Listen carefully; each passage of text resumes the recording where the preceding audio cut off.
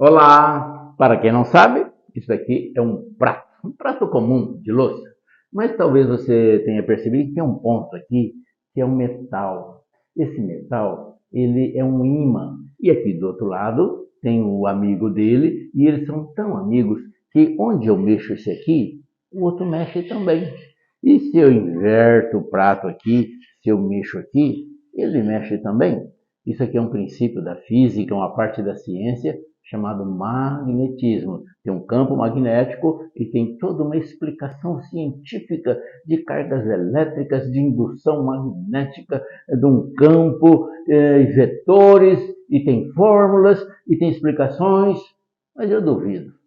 Se você pensar bem, se você entende como que essa força, essa energia que faz essa movimentação, que prende o ímã, que na tua infância você brincou tanto com isso.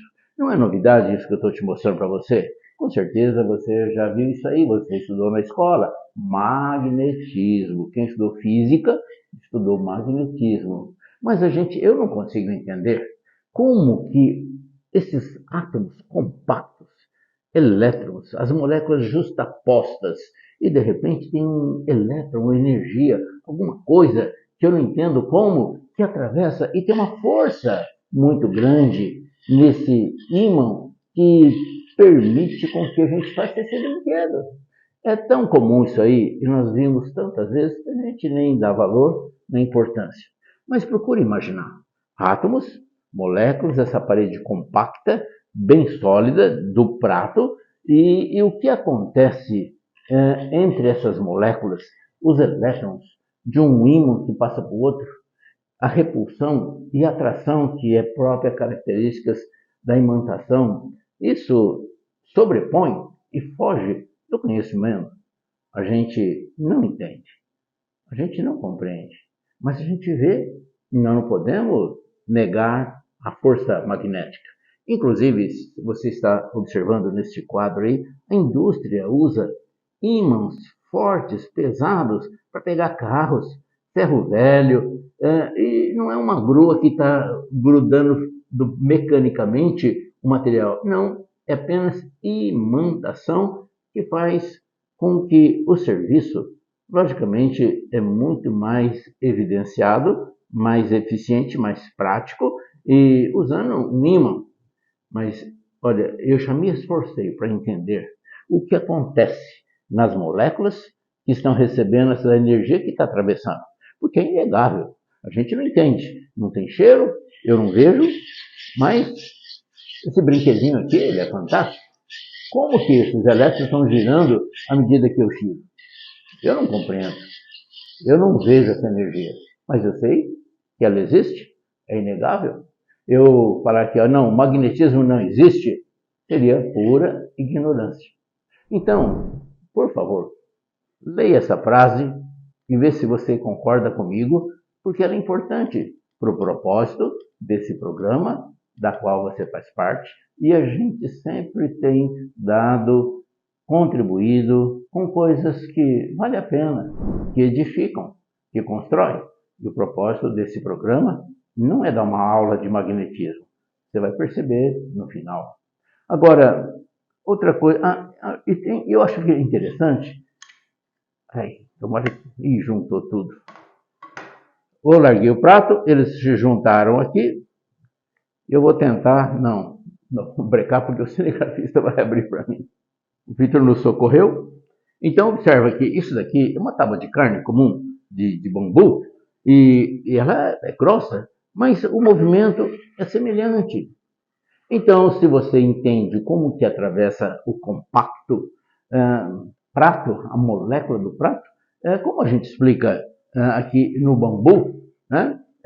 Que tem porosidade, e como que fica o arranjo desses elétrons atravessando o bambu.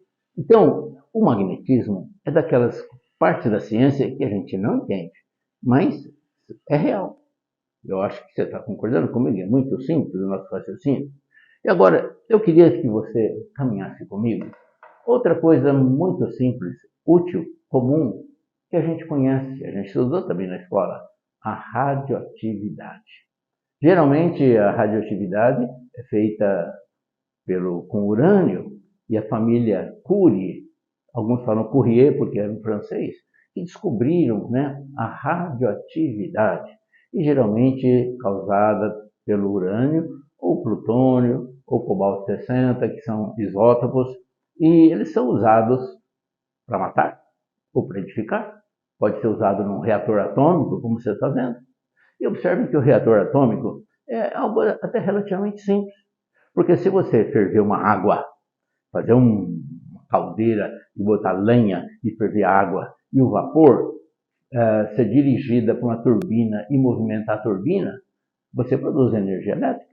Se for movimentada energia eólica pelo vento, a turbina também produz energia elétrica. O reator é muito simples. O calor, ao invés de ser do vento produzido pelo sol ou coisa assim, produzido pela lenha, é pela radiação, pelo urânio, ou cobalto, ou plutônio, ou coisa assim, de tal forma que a água ferve. Então, essa água vai ser, o vapor dela vai ser canalizado numa turbina, a turbina vai gerar energia e vai para a sua cidade, para a rede elétrica. Os Estados Unidos têm 104 reatores atômicos, porque eles não têm hidrelétrica como nós temos. A topografia é muito plana. O grande rio que eles têm é o Mississippi, inteirinho navegável.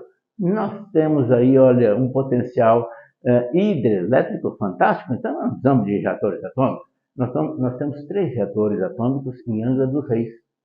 Os Estados Unidos têm 104, o Japão tem 55, e dá a impressão que nós somos pequenos. Não, nós somos grandes. Nós temos, olha, Itaipu, nós temos aí topografia suficiente para produzir energia para o mundo inteiro.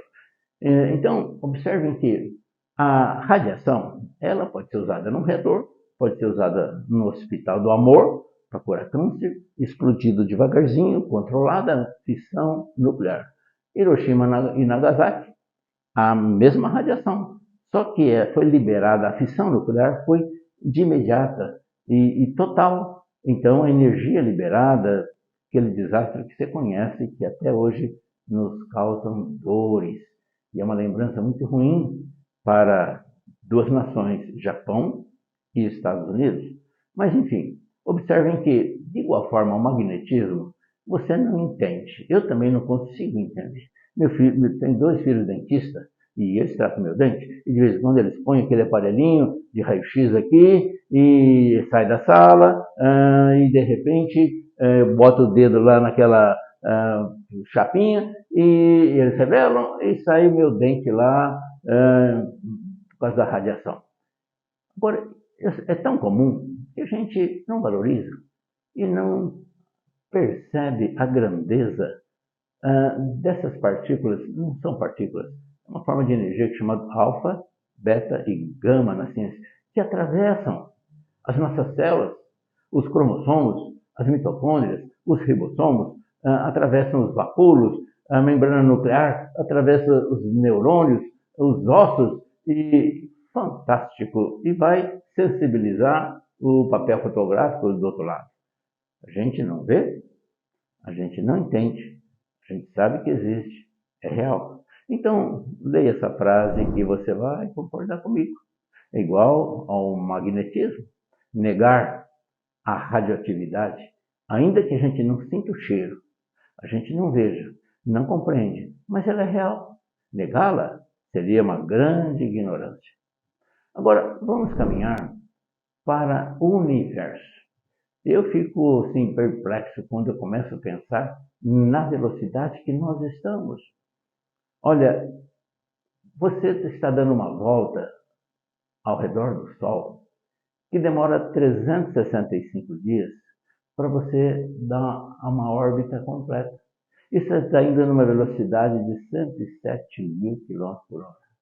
Agora, esse Sol que a Terra faz a órbita, ele também está em movimento.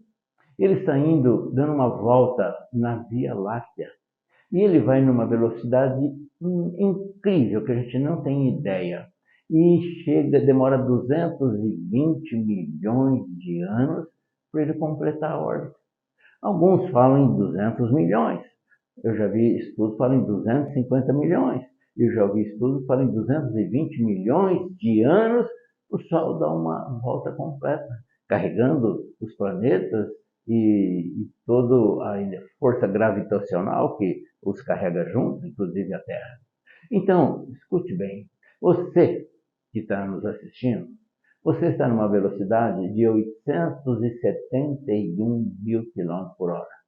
Eu vou repetir, 871 mil quilômetros por hora. E você não percebe, e você não entende, você não compreende, você não sente o cheiro, você não sente a velocidade.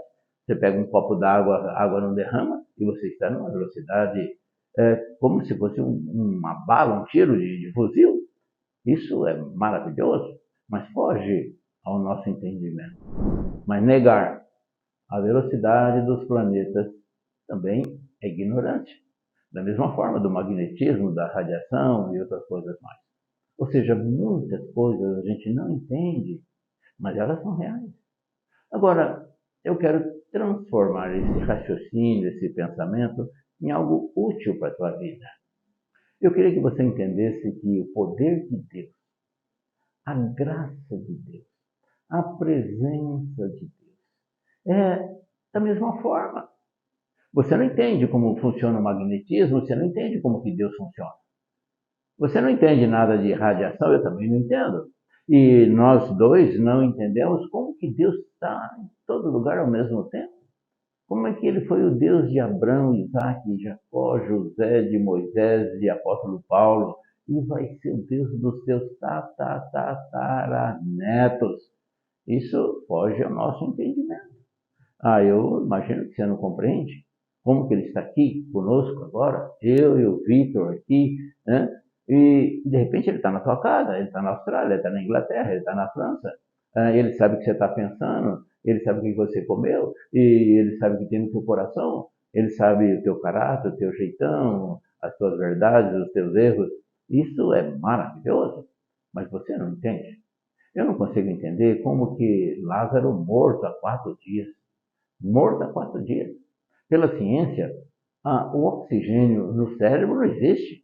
Então, a massa encefálica estava podre, morta, neurônios se desfazendo, as proteínas se separaram, já estavam contaminadas por bactérias. Olha, ele devia estar inchado, o tal do rigor mortis já tinha acontecido, e de repente Jesus fala, Lázaro, vem para fora. E ele sai pulando. Meu Deus, eu não entendo, mas é real, é verdade. E acontece, e nós negarmos isso daí é ignorância. Observem que também você não entende como que ele transformou água em vinho. Não tem condições químicas e nem físicas de água transformar em vinho. E como não tem também condições físicas de um homem andar sobre a água, e ele andou sobre a água.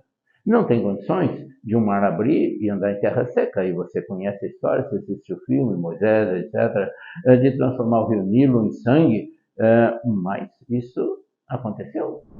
Negar o poder, a graça, a misericórdia do Senhor que se renova a cada manhã, também é ignorância. Então, nos permite escrever essa frase aqui, que ela é tão verdade como as demais. Isso aqui é um princípio religioso, bíblico, mas é verdade. Da mesma forma que a ciência do magnetismo, da radiação e da velocidade dos planetas também são verdadeiras. Negar a existência e não usufruir dessa graça, olha, me perdoe, mas é uma grande ignorância. Eu acho que nós temos grandes oportunidades de usufruir desse poder, dessa graça, e de graça para nós. Ele pagou um alto preço na cruz, ele venceu, ele conquistou. Onde está a morte? Né? O teu aguilhão? Então, talvez seja interessante nesse programa que tem um objetivo sempre nobre de você refletir sobre valores. Olhem que Jesus falou assim, se quiserdes me ouvir, comereis o melhor dessa terra, está em Isaías 11:19. E, então, eu acho que isso é muito bom. A Bíblia nos diz que Deus nos deu a chave. E ele falou assim, o que você ligar aqui na terra, eu ligo no céu. O que você desligar, eu desligo no céu. Tudo que pedires em oração, crendo, recebereis. E ele disse: vinde a mim, você, eu, nós, você que está cansado, sobrecarregado, vinde a mim. O jugo dele é suave. Vinde a mim, todos estão cansados, sobrecarregados, e eu os aliviarei.